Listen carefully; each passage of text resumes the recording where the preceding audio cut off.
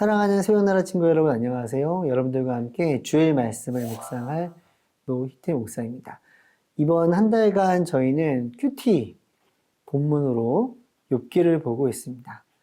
욥기는 계속해서 논쟁하며 또 고난에 대해 이야기를 나누기 때문에 길게 볼 때 약간 힘이 들 수도 있습니다.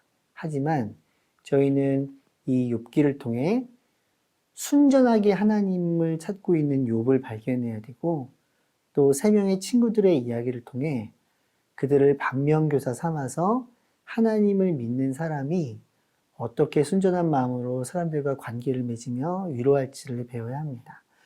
오늘 본문 말씀에서도 우리는 새롭게 시작하는 논쟁을 통해 하나님께서 우리들에게 말씀해 주시는 진리를 찾아갈 것입니다.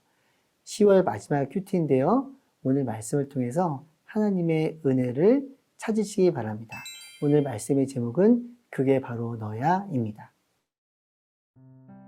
오늘의 말씀은 욥기 15장 17절에서 35절입니다. 내 말을 들어보게. 내가 설명해 주겠네. 내가 본 것을 말해 주지. 지혜로운 사람들이 그 조상들에게서 들은 것을 숨김없이 전해준 것이네. 그 조상들에게만 그 땅이 할당됐고 그 어떤 이방 사람도 그들 가운데로 지나가지 못할 때였네.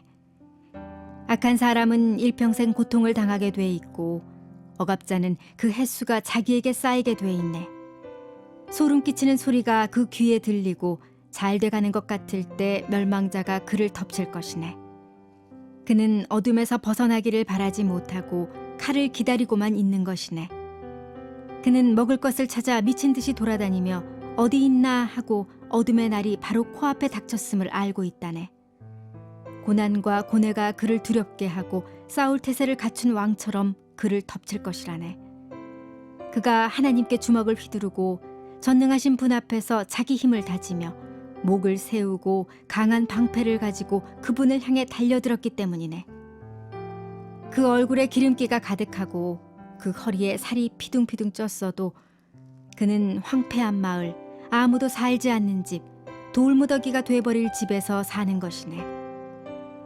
그가 부자가 되지 못하고 그 재산이 남아있지 않을 것이고 그 땅에 뿌리박지 못할 것이네. 그는 어둠에서 떠나지 못할 걸세. 불꽃이 그 가지들을 말리고 그분의 입김에 그가 사라져버릴 것이네. 속아 넘어간 그가 헛것을 믿지 않도록 해야 할 것이네. 그러면 그 보상이 또 헛것이 될 테니 말이야. 그의 때가 이르기 전에 그 일이 다 이루어질 것이고 그 가지는 풀을 수 없을 것이네. 아직 익지 않은 열매가 떨어지는 포도나무 같고 꽃이 떨어져 버리는 올리브나무 같을 것이네. 위선자들의 무리는 자식을 낳지 못할 것이고 뇌물을 좋아하는 사람들의 장막은 불탈 것이네.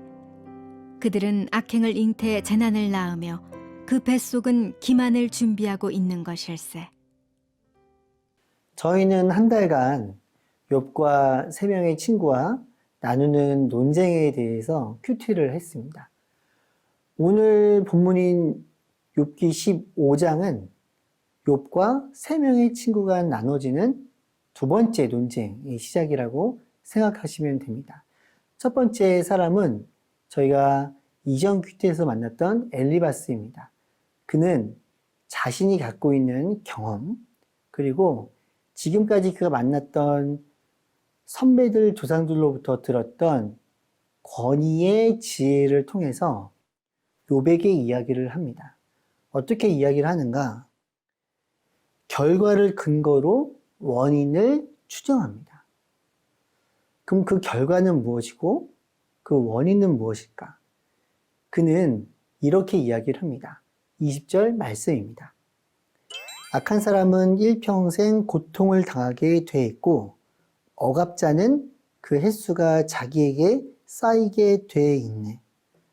엘리바스는 고통이 있으면 고통은 결과이고 그 고통을 당하는 이유는 바로 악인이기 때문이라는 원인을 제시합니다. 그러면서 20절 이후에서 여러 가지를 근거로 두는데요. 소름 끼치는 소리, 무서운 소리를 듣게 되는 것, 그리고 어둠을 만나는 것, 또 어둠의 나를 만나는 것, 그리고 고난과 고뇌를 만나게 되는 건 모두 악인이기 때문에 그렇다라는 것입니다. 어떻게 보면 맞죠. 우리 모두는 죄인입니다.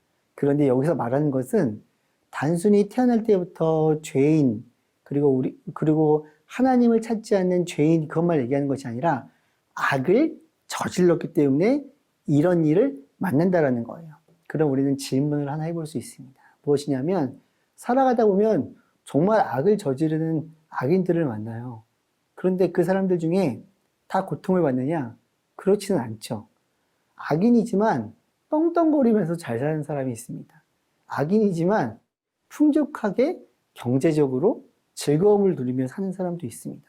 하지만 이 논리는 그것과 딱 들어맞아서 말할 수 없다라는 것입니다. 지금 엘리바스는 자신이 가지고 있는 신념에 의해서 욥을 평가하고 있는 것입니다. 자기가 가지고 있는 경험에 의해서 신념을 만들었고 선배들의 지혜와 그 이야기의 권위를 가지고 욥에게 이야기를 하고 있는 거예요. 우리는 기억해야 합니다. 결과를 가지고 악인이라고 말하는 것은 그것은 논리적으로 옳지 않다라는 것입니다. 우리가 다른 사람한테 이야기할 때 이런 식으로 내 안에 있는 신념으로 평가하고 말해주는 것이 있지 않나요?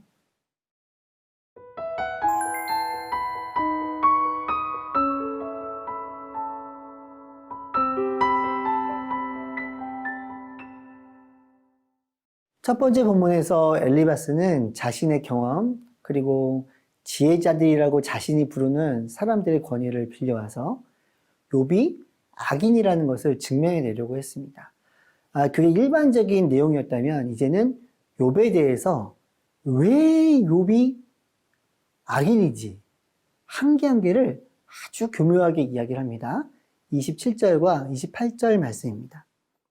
그 얼굴에 기름기가 가득하고 그 허리에 살이 피둥피둥 쪘어도 그는 황폐한 마을, 아무도 살지 않는 집, 돌무더기가 돼 버릴 집에서 사는 것이네.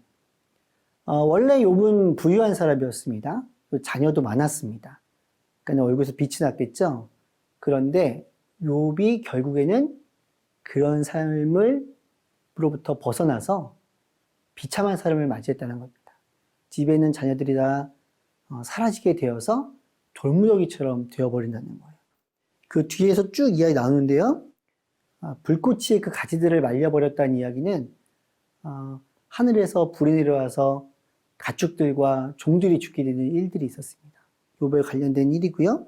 그 아래 보면은 포도나무에 열매가 맺혀지지 않는다 이런 이야기가 있는데 욥에게 또 자녀들이 다 사라지고 낳지 못하게 될 것이라는 이야기를 하고 있습니다.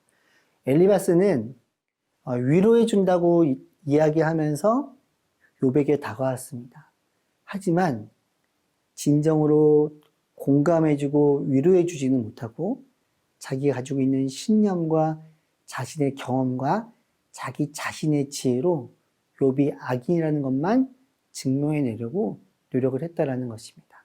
여러분, 진정한 친구와 진정한 하나님의 사람은 내가 가지고 있는 신념으로 그 사람을 비난하고 평가하고 판단하는 것이 아니라 그와 함께 머물러주고 그의 이야기를 들으면서 함께 그의 이야기를 듣고 격려해주는 사람임을 우리는 기억해야 됩니다.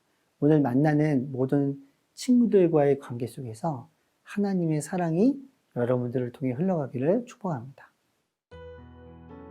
하나님, 우리에게는 경험과 그동안 쌓아온 지혜가 있습니다.